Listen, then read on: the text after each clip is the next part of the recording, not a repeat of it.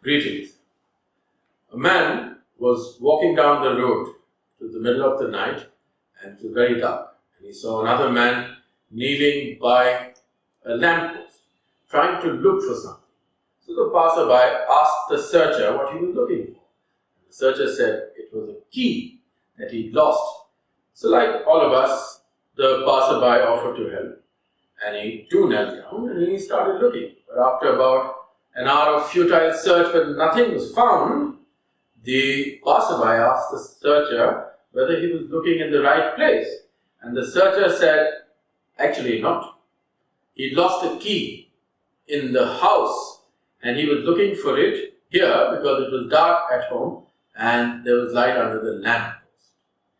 That, ladies and gentlemen, is a mistake most of us make most of the time. Because wherever the answers are, we never look, and we look where the answers are not. And where are the answers? They are within us. And when are they found? Most, they are found when life puts us through pain, through darkness, through trials. And I too, like a lot of us, went through one such acute trial when life was purposeless, the questions were larger than the answers, and everything around me was gloomy, dark, desolate, and there was no purpose, no meaning, no reason to live, and I often wonder whether life was worth living or not. It was then, in that dark patch, that life brought light. Every day, as I would lock my office, my eyes would fall on this key in which was written the word India. Divided, India, the lamp within, is what India means. It must have meant for centuries that there's a lamp within us. The light is within us. We need not look anywhere else. And that, ladies and gentlemen, is what Swadhyaya is all about. Going within, going in. Swadhyaya, learning what we need to learn from within us, that inner voice. And that's what perhaps Plato meant when many centuries back, even before Christ, he used those two most powerful words, man, know thyself. Or when the gurus, the great masters, teach us, Bande khoj dil har roz, na fir pareshani maahe. If you look within and peer inside you, you shall face no problems because the solutions lie inside you. And that's when the solution came, like a beam of light. And that solution was absolute ownership, absolute responsibility of your life. And that's the revelation that made me come here today to this distinguished platform. We are not here by accident. That's the first thing to be understood. We are all here for a reason, a purpose, and we are here by design. Whatever name you call him, God, Almighty, whatever name you address him as, the universe has sent you here for good reason, a purpose to be fulfilled through you as the medium. And you have to understand the value of your own self, step number one. And as the title of my talk today is prosper or perish, life leaves us no other choice. There's nothing in between. Either prosper or perish. Either grow and bloom or then decay and die. There is nothing in between. Nothing. And prosperity is not an event that happens overnight. Prosperity is a process and a combination of many factors. So today, as I stand here, after 25 years in the Silver Jubilee of a school I founded and the 20th year of an NGO that I founded, both serving young people all over the country, in many ways, I have the distinguished privilege of sharing with you this 6P formula, which I think is what might save you and many generations a lot of trouble, a lot of gloom, and you can pour your energies towards building a bright future rather than dissipating your energies in gloom. The 6P pyramid is as follows.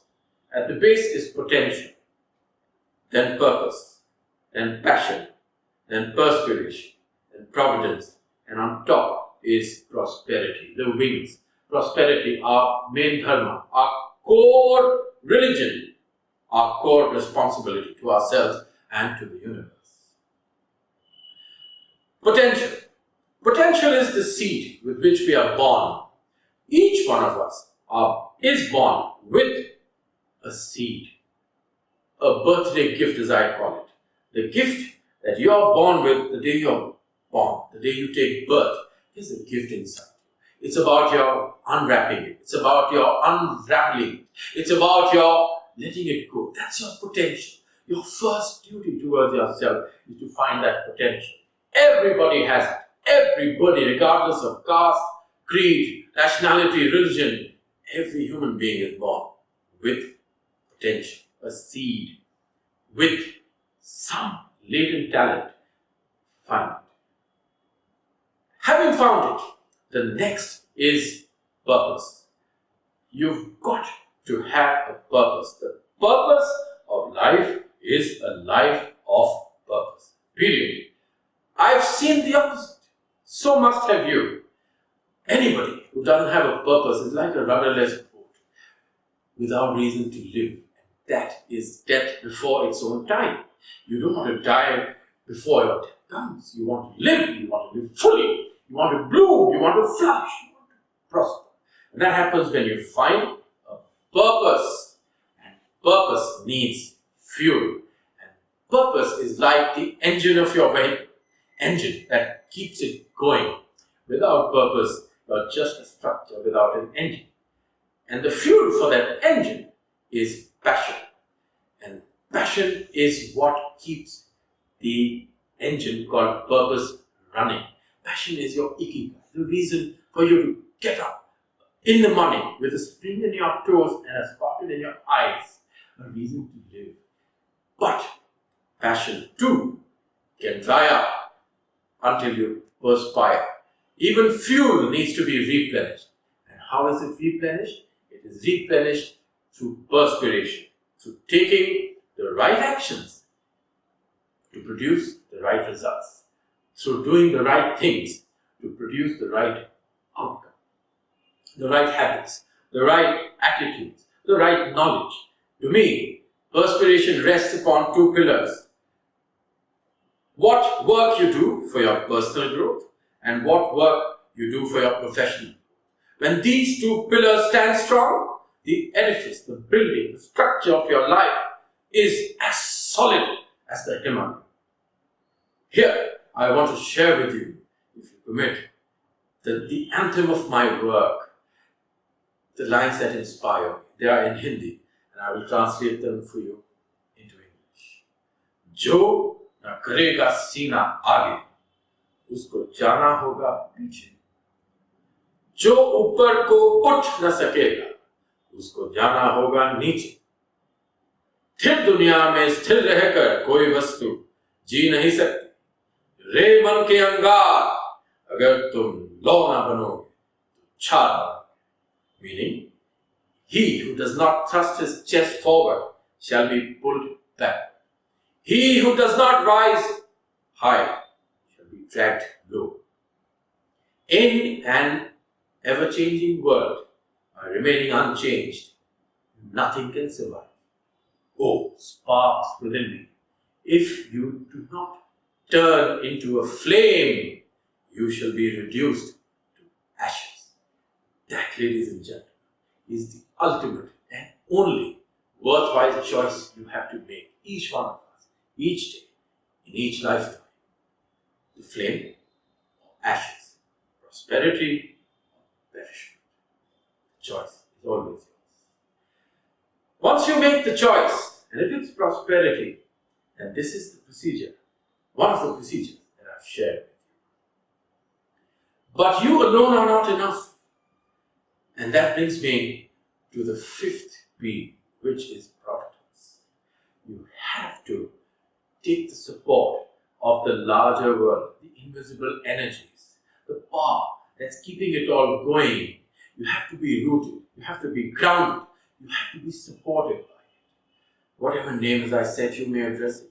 The universe, the cosmos, the divine, your roots have to be embedded in it. That's where you'll get your nourishment from. That's where you'll be nurtured from. That's where you'll get your protection from. Providence. Have you seen, whether it's a cricket match or the Wimbledon Championship, whenever a player wins or hits a century or whatever worthwhile something somebody does, they always either close their eyes or they look up to the sky or they kiss some pendant or something they're wearing. That's the faith. That's where they draw their strength and their inspiration from. Providence. So whatever your method, prayer or meditation, keep nourishing, watering your roots which lie in providence. The sixth P, the ultimate, on top of the pyramid, is prosperity. What is prosperity? Is it a fat bank balance? A fleet of limousines? Many villas all over the world? A fleet of yachts? Is it holidaying in 197 countries? By all means, it is. No denying. You must strive, by all means, for material achievement. You must live a luxurious life, like the Zorba. You must give the best to your family, your loved ones. Live the best life possible. But not alone. That would be like standing on one leg and you can be toppled in one small push of a finger. It can only be balanced if you're standing on both legs and the other leg is contribution. So one is achievement and the other is contribution. And what is contribution? Contribution is your way of making the world a better place. It is your way of supporting the upliftment of others. It is your way of growing yourself as also taking along with you and supporting the growth of all those who are connected or even not directly connected. But ultimately, your biggest responsibility is contribution, even above achievement. So achievement plus contribution is what prosperity is all about. Allow me to please share this anecdote. There was a master, renowned and very powerful, who had a gurukul, a school, in a very beautiful place, high above in the mountains, where parents would leave their boys at the age of 7 and they would graduate at age 21. For the 14 years in between, the master worked on them and they worked with him. Parents were not allowed to meet their boys for those 14 years and the boys were not allowed to come home. 14 concentrated, solid years with the master in his campus, in his guru. His alumni was very sought after and what he produced was good. He was an alchemist. And they all went out into the world and made a mark, each one of them. One batch was to pass out. And in that batch, there were 3 friends who lived in the same cottage, so to speak, cottage mates, roommates. And I suspect that campus was where NIIT is right now, as beautiful as that. And these 3 batchmates were asked by the master to come and meet him in his cottage before they left the campus after their grand graduation ceremony. Well, obeying the master as they always did, they packed their belongings and they went to the master's hut. And the master did not say a word. The 3 boys offered their gratitude, sought the master's blessings, bade him farewell, waited silently for him to give his final message, but he did not. Well, they had a long journey ahead. They had to cross a thick forest through the night. They had to reach their villages far away, and the forest was dangerous. It had many animals in it, and they were in a bit of a hurry. So they left the master's cottage. With heavy hearts and nostalgia, they left the campus, wondering, had the master forgotten? Had he changed his mind? Or had he simply turned senile? Well, whatever it was, they left the campus remembering their 14 years there. And the three of them were talking, and they had to cross the forest. It was getting dark, and they had to cross it before night. And what do they see? They see a huge clump of thorns, uncrossable. Student number 3 avoided the thorns altogether, bypassed, and crossed to the other side of the forest and told his friends he would wait for them there. Student number 2, playful as he was, chose to use the vines and jump over the thorns from tree to tree. And student number 1 put his bag down. It wasn't very heavy, they didn't have to make belongings, rolled up his sleeves and started clearing the thorns. Bit by bit, he took the thorns and cleared the huge clump of thorns that existed there, cleared the path, burnt the thorns, and the path became neat, clean, safe, and comfortable. And not only him, while crossing, but all those who would cross after him would have a safe and pleasant and comfortable journey.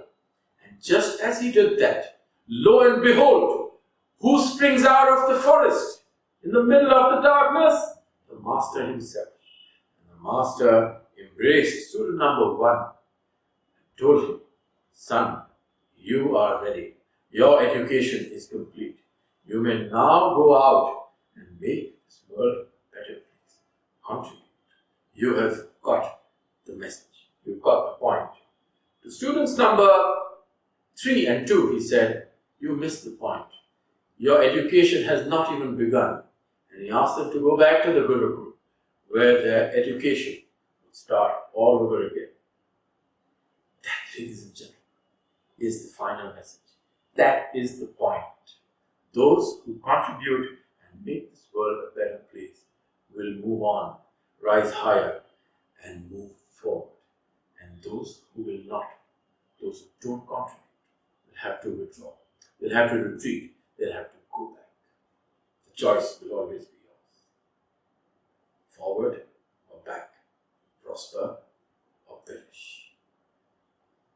But I will fail my duty if I just end what I'm saying here.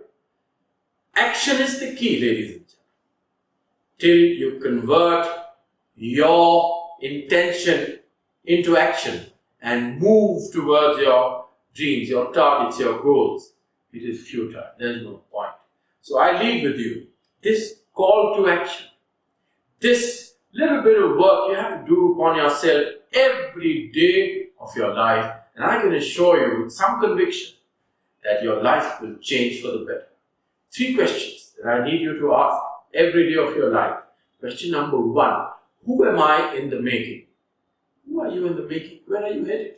Where are you going? Question number 2, how will it impact others? What good will it do? How will it uplift other people? How will it change the world for the better? Question number 3, what will I do about it today? Today is all you have. Now is the moment, and tomorrow will be born from today. Ask these 3 questions and watch how your life will change for you every day. With that, I offer my good wishes, my prayers for each one of you to prosper, to rise, to live a life of fulfillment, of happiness,